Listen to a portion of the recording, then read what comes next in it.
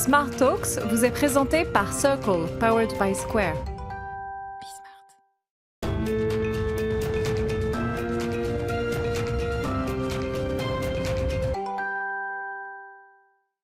Ravi de vous retrouver dans Smart Talk, l'émission qui déshabille nos invités et qui s'intéresse évidemment, vous connaissez notre formule, à la stratégie de ces entreprises, de ces groupes. Et avec moi, eh bien, comme chaque semaine, Gus, ça va ? Mais très bien, toi. Gus, tu es à la tête de Circle et tu vas venir aiguillonner, comme vous le faites et comme tu le fais d'habitude, nos invités. On accueille aujourd'hui notre premier invité, Franck Lacroix, le PDG d'Elior Service. Il est notre invité. Franck Lacroix, bonjour. Bonjour. Merci d'avoir répondu à notre invitation. On va partager ce moment d'échange. Vous êtes le PDG d'Elior Service, 21 000 collaborateurs, 2400 sites en France et un chiffre d'affaires de 450 millions d'euros. Mais vous êtes dans un grand groupe, vous êtes membre du COMEX du groupe Elior qui, lui, pèse plus lourd, c'est 3,9 milliards de chiffre d'affaires. Et Elior est aussi connu pour la restauration et la restauration collective. Mais on va parler de nettoyage, de bio-nettoyage. D'abord, une première question, parce qu'on n'est pas encore vraiment sorti de cette crise Covid, mais vous l'avez vécu de plein fouet. Vos collaborateurs étaient en première ligne. Comment vous l'avez traversée, cette crise ? D'abord, ça fait plaisir que vous disiez qu'ils étaient en première ligne, parce qu'on a souvent entendu parler de la deuxième ligne. Bon, c'est vrai. Vous faites une contraction, mais qui me plaît beaucoup, parce qu'au fond, première ligne, deuxième ligne, dans cette période quand même très difficile, je veux vous dire, c'était la même chose. Ce qui a été frappant pour les collaborateurs d'Elior Service, c'est que c'était leur très grande disponibilité, en fait. On a répondu présent. Ça a été une épreuve pour nos femmes et nos hommes qui se sont mobilisés dans les périodes difficiles. On a déjà un peu oublié la première période de confinement où les Français... Les rues étaient vides, il restait quand même des gens pour nettoyer. Les rues étaient vides, oui. Exactement. Et nos collaboratrices, nos collaborateurs sont allés dans les hôpitaux, au contact des patients qui étaient contaminés, etc., pour désinfecter, nettoyer, faire en sorte que la vie puisse continuer dans ces lieux collectifs. Donc ça a été une épreuve, mais franchement, je dirais, ça a été en vérité une opportunité formidable pour l'entreprise. D'abord parce que ça a été l'occasion pour cette entreprise de sortir de l'ombre, comme beaucoup de métiers de la deuxième ligne. Ouais. Et donc, au fond, quelque part, un peu la fierté d'exister, d'être reconnu par nos clients, etc. Vous avez dit deuxième ligne, vous avez remarqué. Oui, vous êtes revenu je suis revenu. Je suis influencé par ceux qui... Par les médias. C'est exactement ça. Mais voilà. Et peut-être il y a deuxième conclusion que je tire moi, de cette période très difficile, qui j'espère va bientôt se terminer, c'est en fait la résilience de cette entreprise. C'est ça. Elior Service est au sein, vous l'avez dit, d'un groupe Elior qui a pris de plein fouet la crise Covid pour une raison toute simple, c'est que son chiffre d'affaires dépend assez directement du nombre de personnes qui viennent déjeuner, etc. Bon. Pour nous, c'est un peu différent. Parce que, en vérité, les espaces, il faut toujours assurer le nettoyage, au fond, quelle que soit la fréquentation, quelque part. Donc, on a été moins impacté directement. Puis, il y a deux autres raisons, je crois, assez fondamentales qui nous ont permis de bien résister à travers cette crise, qui est d'abord la nature même de notre portefeuille contractuel, très varié. Oui, c'est vrai. D'accord. Et donc, des clients qui ont, certains étaient à la peine, les hôtels, par exemple, d'autres qui étaient dans une activité à peu près standard, puis d'autres, à l'inverse, qui avaient une suractivité, je pense aux établissements de santé en particulier. Une forte demande.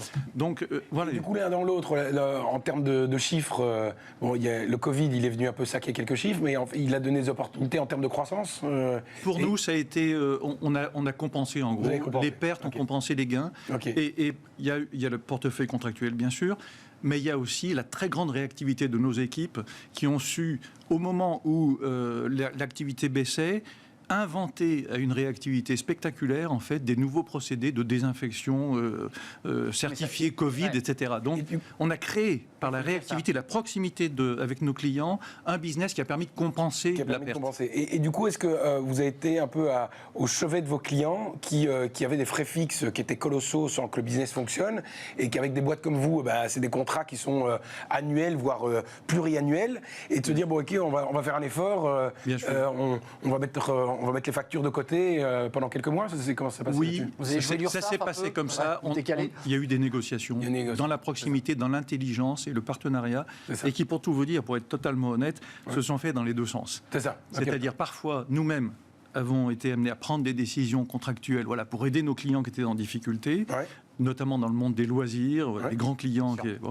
Et inversement, certains ont compris notre difficulté pour nous aussi à, d'un seul coup, ne plus avoir de revenus alors qu'on avait des coûts fixes. Et donc, ils ont joué le jeu. Franchement, il y a eu une espèce de solidarité objectivement contractuelle qui était intéressante. Et dans l'évolution justement de cette notion de contractuel, il y a quand même la notion de nettoyage, ça suit quand même un certain nombre de normes, entre guillemets.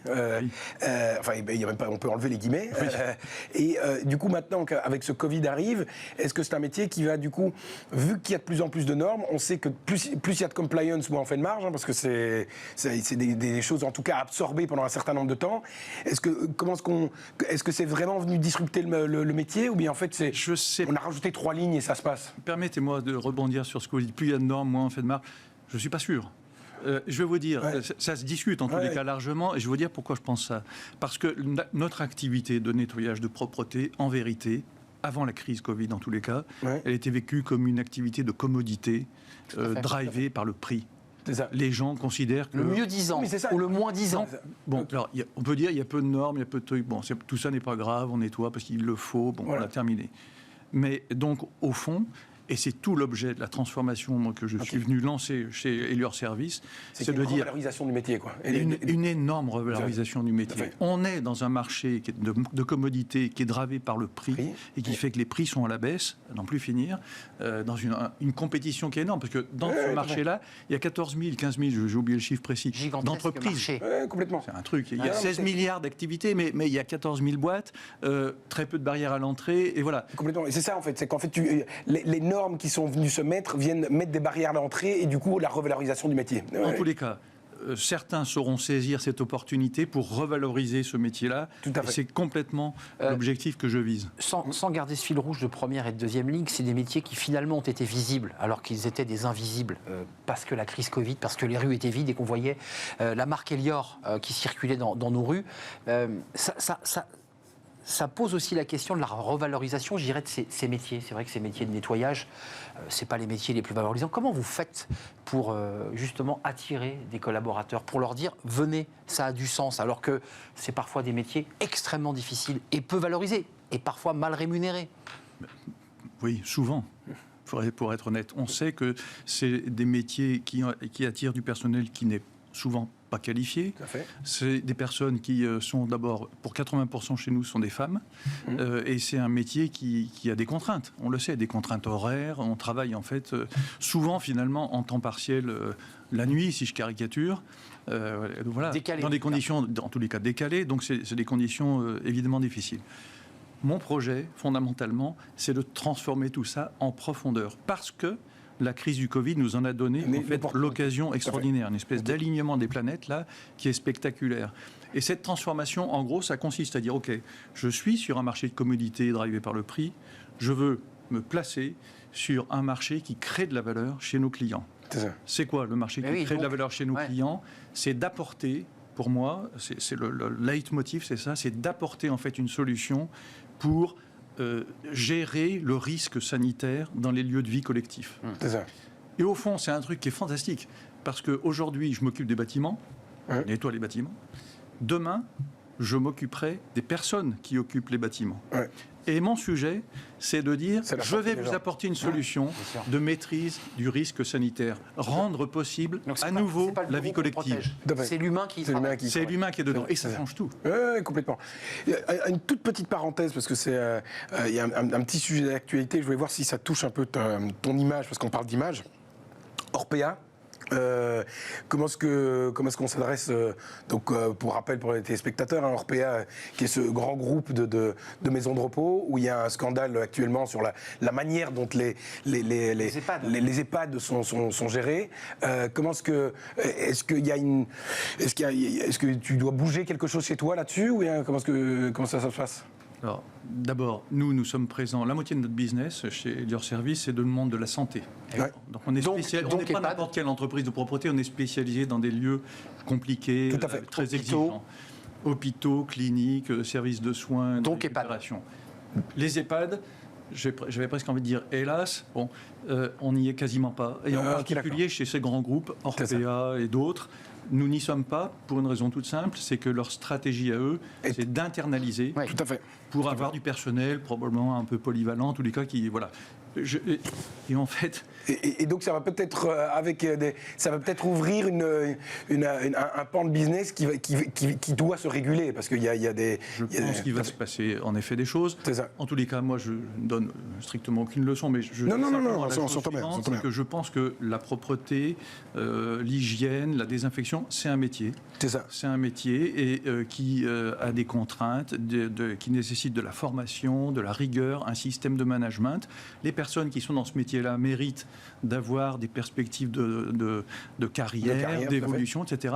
Et c'est ce que nous proposons, C'est ça. l'externalisation. Et je crois que l'externalisation, c'est probablement un élément majeur sur l'axe de la qualité du service. Je pense que ça pose ces questions-là, mais toutes les questions, y compris la phase Covid, je pense, met le doigt, de toute évidence, sur la qualité des services qui sont amenés par ces gens de la première ou deuxième ligne. Quelques mots quand même, parce qu'on y est sensible.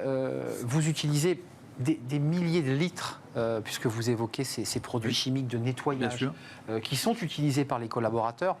Il y a un enjeu environnemental et écologique. J'imagine que c'est parti, vous qui venez d'arriver dans le groupe, d'une réflexion de fond. C'est un vrai sujet. D'abord, pour la protection des collaborateurs qui les utilisent, parce que ce sont des produits souvent toxiques, et puis aussi pour tout simplement l'environnement, la nappe phréatique et tous ces sujets-là. Je sais qu'ils vous tiennent à cœur. Comment on fait là pour changer un peu le modèle ? Alors on travaille d'abord sur des alternatives. Ce qu'on appelle ça, nous, c'est le bio-nettoyage responsable, qui consiste en fait à trouver des solutions pour éviter d'utiliser tous ces produits qui émettent des COV, et toute une série de désagréments pour ceux qui le font d'abord, nos collaborateurs, et pour ceux qui sont dans les environnements. Donc il y a des solutions, on est en train d'en tester un d'ailleurs sur une clinique en région parisienne, où figurez-vous par exemple, on nettoie les sols avec de l'eau. Sans produit. Et du vinaigre un petit peu quand même. Alors non, c'est quasiment pas de produit, mais c'est connu. C'est des microfibres spécifiques ou des. Donc c'est l'appareil qui nettoie, qui est voilà. Et est-ce que tu bouges ton business en fonction de ça par rapport à de la compliance ou bien parce qu'en fait tu arrives à remonter le prix sur la top line? Donc en gros, est-ce que tu arrives à récupérer ta marge parce qu'en fait tu vends du bio et que les gens veulent ça, donc tu vends plus facilement, ou bien je le fais parce que l'État m'a dit que quoi. C'est pas l'État. D'abord, c'est l'envie de nos clients, c'est le besoin de nos clients, c'est leur propre politique RSE, c'est une vraie demande aujourd'hui. Et d'ailleurs, parce que quels que soient les clients dans le monde de l'entreprise, dans le monde de la santé, clairement, ils ont tous des engagements qui prennent, et donc nous on est là pour les aider. Tout à fait. Non mais je suis d'accord avec toi. Non mais la marge, il y a une vraie demande client. Mais la notion de la demande client, est-ce qu'on est dans le bio il y a 5 ans où tout le monde dit je vais manger du bio, et puis quand tu vois le prix de la banane, tu fais bon, en fait, okay, c'est pas grave, on va prendre celle-là, ça marcherait aussi. Ou bien il y a vraiment ils sont prêts à venir mettre le supplément qui fait qu'ils auront un truc qui est respectueux. Objectivement, on regardait par rapport à l'ampleur de la répartition de nos coûts, si vous voulez, nous, objectivement, c'est epsilon. Nos coûts, c'est 90% de la manœuvre. Oui, c'est 80% de la manœuvre. Donc, en fait, ça fait un effet qui est pas super important. Moi, j'ai un autre truc pour toi, c'est la notion de... tu parlais de traiter l'humain qui travaillait, enfin, tu t'occupes de l'humain qui est dans les locaux plus que les locaux eux-mêmes. Est-ce qu'on va finir avec des labels et des ratings, un peu comme quand tu achètes ton paquet de biscuits, on te dit c'est A, B ou C, tu vas rentrer dans un bâtiment, tu dis putain merde ici, je vais me choper 15 maladies, ou ici c'est bon, je peux y aller. C'est exactement ça. Feuille à l'entrée, ouais. Voilà, ouais. Alors en fait, le projet que j'ai de nous installer sur ce marché en question, de la qualité finalement sanitaire d'un environnement, on commence à y travailler sérieusement, on a fait des POC, on est en train de lancer un POC dans un établissement scolaire, notamment les écoles primaires, vous savez que c'est un sujet majeur. Et donc on a un partenariat, plusieurs partenariats avec des start-up, et l'idée c'est de dire bon, d'abord il faut équiper le bâtiment pour prendre des mesures. Et on prend des mesures, on a identifié une vingtaine de paramètres que l'on mesure. C'est quoi? C'est la pollution de l'air? C'est les produits chimiques dans l'air? Oui, c'est ça, les composés organiques volatiles, le taux de particules, la teneur en CO, la teneur, un certain nombre d'autres produits, le bruit, la vibration, la couleur de la lumière bleue, et toute une série de... Tu viens essayer de te mettre sur ces labels de qualité, enfin de qualité pour lui l'humain au sein des locaux. Ouais. Et est-ce que du coup la notion de l'air, on vient d'en parler là maintenant, qui est un marché qui est en hyper croissance, hein, il est extrêmement intéressant à regarder. Absolument.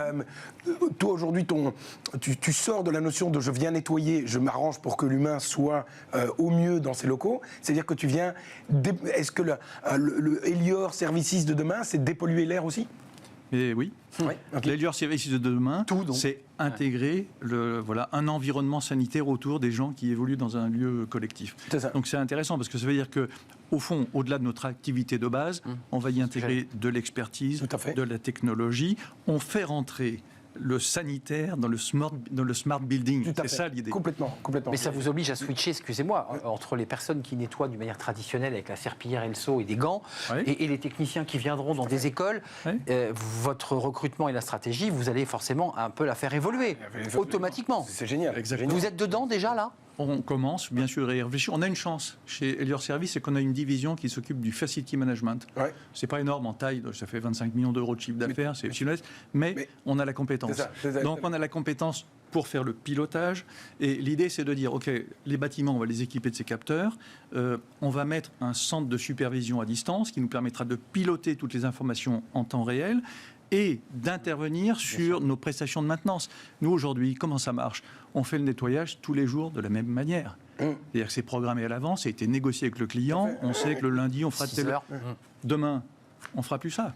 Demain, on ira là où les gens sont passés, ou on ira en préventif là où les gens vont passer. Grâce au numérique, d'ailleurs. Hein. Grâce au numérique. Donc il y a aussi une grosse transformation numérique. C'est de la domotique. Et au fond, la transformation, c'est ça qui me passionne, moi, c'est la raison pour laquelle d'ailleurs j'ai intégré ce groupe il y a quelques mois, c'est que c'est une aventure humaine extraordinaire en vérité. C'est une aventure de transformation collective. Et tout le sujet, c'est bien beau d'avoir des idées, c'est bien beau d'avoir des slides, des trucs comme ça. La question, c'est d'embarquer les 21 000 personnes que vous évoquiez Et de les tout à l'heure. transformer aussi Et dans leur poste. d'avoir un vrai projet d'entreprise. Mais le projet que tu exposes là est super intéressant. C'était vraiment ce chiffre de boîte. Et du coup, ça veut dire que bon, j'entends la notion de facility management qui est un peu l'embryon sur lequel tu vas pouvoir construire le reste. La notion de R&D, tu l'as pas du tout à la base. Et du coup, cette notion de... Il y a quand même une notion de R&D dans le hardware, la R&D dans la gestion de data, parce que comme tu disais, par rapport à savoir optimiser au mieux les tournées de nettoyage, que ce soit pour un robot ou que ce soit pour une femme de ménage. Hein. Mais cette notion de R&D, du coup, tu commences à la construire, ou est-ce que tu démarres là-dessus? Ou est-ce qu'il y a des plans d'acquisition? Parce que c'est une manière d'accélérer les choses. Hein. Voilà, je pense qu'il y a une combinaison des deux, de toute évidence. On a quand même déjà chez nous une cellule qui s'occupe du digital, on a des gens qui s'occupent de l'innovation, c'est pas exactement de la R&D, mais de l'innovation. Donc on a développé déjà des outils digitaux, par exemple, pour la traçabilité de nos interventions. Pourquoi on fait ça? D'abord parce que nos clients ont besoin de transparence chez nous. L'image de la propreté n'est pas exactement celle-ci dans l'histoire. Bon. De plus en plus, propreté, c'est transparence. Ben oui, voilà. Donc il faut être cohérent, comme vous dites. Donc on a développé par exemple un outil avec du NFC où nos agents sur les sites, dans les hôpitaux ou ailleurs d'ailleurs, quand ils rentrent dans une pièce, ils font bip, et quand ils sortent, ils font bip. Et en temps réel, nos clients dans les hôpitaux, par exemple, savent, ou dans les cliniques, savent que la chambre est prête et hop, le patient suivant peut venir. Ça leur fait gagner du temps. Enfin voilà. Donc on a quand même, vous voyez, un peu d'initiative malgré tout, d'innovation. Mais là, on franchit une étape un peu différente. Vous avez raison. Et je pense que la piste de l'acquisition de compétences, elle est essentielle parce que exactement. Tu parlais de l'innovation et là, je ne connais pas l'état de l'innovation qu'il y a chez toi, mais par contre, je la connais dans beaucoup de grands groupes et trop souvent, beaucoup trop souvent, presque systématiquement, l'INO est un département en soi. C'est-à-dire qu'en fait, on a traité l'innovation comme étant le truc à côté de la stratégie. On fait de l'innovation parce qu'il faut faire de l'innovation et c'est le futur. Et qu'est-ce qu'on se retrouve? On se retrouve avec des DG, des danseuses de DG, hein, des trucs, c'est super, on a fait des trucs de start-up, machin, etc. Mais c'est pas implémenté à... Mais il n'y a rien qui sort. Oui. Et donc, comment est-ce qu'on... le besoin de venir faire de l'INO stratégique, donc d'avoir un plan strat à la base, et l'INO qui vient servir la stratégie et pas l'inverse. Donc, Excellente question. Excellente question. Ma réponse est la suivante. J'ai prévu j'ai fait d'ailleurs un recrutement. La personne va arriver dès le début du mois de mars d'un poste dont le titre colle exactement à ce que vous dites. Merci. Inno stratégie. Non, on appelle ça la DID, direction de l'innovation, du digital et de l'excellence opérationnelle. C'est ça. Je pense qu'il y a l'intégration nécessaire, surtout sur une boîte comme la nôtre. On n'a pas non plus, on n'est pas le top du CAC 40. Vous voyez ce que je veux dire? On n'a pas des couches de structure à non plus finir. Il faut qu'on soit straight to the point, vraiment en construction très proche du terrain. Et c'est justement cette synthèse entre la stratégie, l'innovation et la réalité de tous les jours qui va être faite dans cette direction. Juste une question, parce que là, on est sur l'innovation. On est en train de cheminer vers quelque chose qui va devenir très concret, puisque vous êtes en train de le mettre en place. On l'entend. Est-ce que c'est aussi à dire que vous êtes en train d'abandonner doucement finalement le marché du nettoyage traditionnel? Parce que vous le disiez, le marché est complexe, il y a des centaines et des centaines d'entreprises qui vous challengent, qui essaient de tirer les prix au plus bas. Est-ce que vous dites finalement c'est peut-être plus ça notre stratégie? Non, je ne pense pas qu'on va l'abandonner. Par contre, on va choisir nos segments de marché. C'est ça. Des segments de marché où il y a plus de valeur ajoutée, en réalité. Par exemple, on n'est déjà pas, en fait, par exemple, dans le logement collectif. On ne nettoie pas les escaliers, des logements. On est plutôt dans les choses un peu plus compliquées, sur lesquelles on sera capable d'apporter vraiment, voilà, ce niveau d'exigence. Et en fait, la logique, c'est en fait de vendre non plus des heures, si je fais simple, c'est de vendre un résultat. Tout à fait. Donc c'est des contrats de résultats et on les a déjà, on a bien identifié. Qu'est-ce qu'on veut mesurer? C'est un indice de confinement, un indice de risque viral, un indice. Tout ça est structuré et on devrait être capable de mettre en place des contrats avec plusieurs niveaux, le contrat de base, le contrat standard et le contrat level. Plusieurs formules en fonction du besoin du client. Complètement. Et on parlait tout à l'heure de la notion de hardware et il y a un peu une question aussi dans la stratégie dans votre stratégie de remonter la chaîne de valeur ou pas. C'est-à-dire, en fait, à la base, je fais du nettoyage. Là, maintenant, soudainement, je sors un peu de ce truc-là. Je vais donner le service à l'humain. Du coup, je dois développer des produits, aussi bien des produits de nettoyage que des techniques de nettoyage, que du hardware. Hein, tu en parlais tout à l'heure.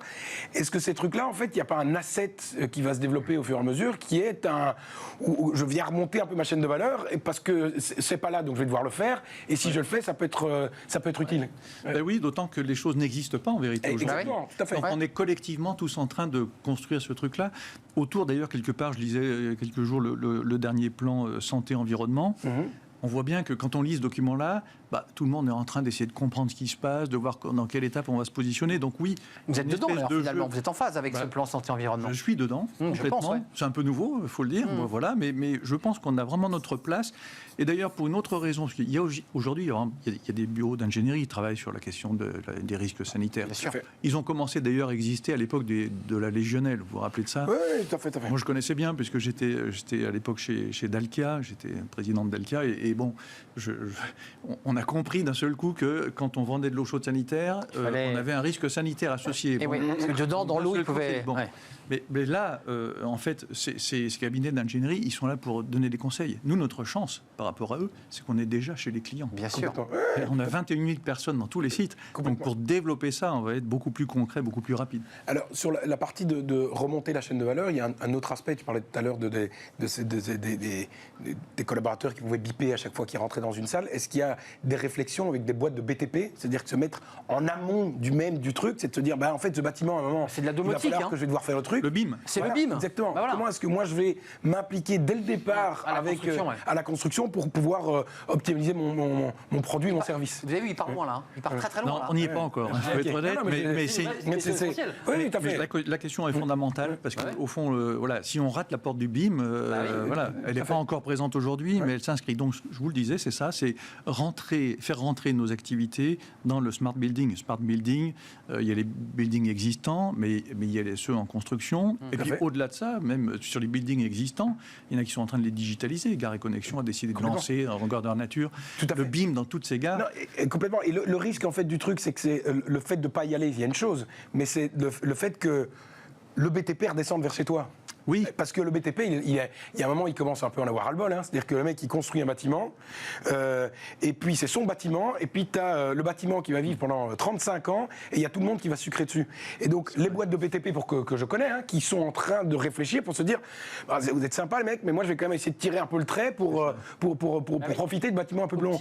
Et donc, si c'est pas toi qui le fais, je dis pas qu'ils vont faire un métier aussi précis que le tien, mais en tout cas, il y a une légitimité de descendre sur la chaîne de valeur. Et vous avez le sentiment que j'ai en conduisant, on est au début, cette transformation, c'est quelque part on est en train de changer de division. Complètement. On était en deuxième division, là on va arriver en première division dans tous les domaines en fait. C'est ça qui est passionnant. Mais tout à l'heure on parlait de la transformation, la transformation de l'entreprise, d'une entreprise très décentralisée comme la nôtre, où les gens sont en petites équipes chez des tas de sites clients, etc. Ce qui est indispensable pour réussir ça, c'est l'adhésion de tous. Tout à fait. C'est ce que j'allais vous demander, Franck. il y a 21 000 collaborateurs, vous êtes en train d'innover, vous nous faites partager un truc génial, c'est qu'on voit comment vous êtes en train de transformer le groupe, enfin, la partie service. Comment vous les entraînez, comment vous les engagez, vos collaborateurs? Vous leur proposez des centres de formation, vous leur dites le nettoyage tradi c'est fini, on va t'accompagner sur une formation longue. Comment vous faites? Alors d'abord, on a structuré un vrai plan de transformation. On lui a donné un nom. Ça s'appelle Cap 2026. Bon. Traditionnel là. Oui. Le Cap 2026. Oui, parce que le projet en soi, il est dingue. Okay. Il y a une vraie vision, il y a un vrai truc où tu peux aller chercher des gens qui. Mais Cap 2026, c'est un peu trop tradit. D'accord. Je prends toutes les idées. Gommez ça. Ah, écoute, je prends toutes les idées. Mais derrière ça, ce que je veux simplement dire, c'est que pour moi, d'abord, l'idée.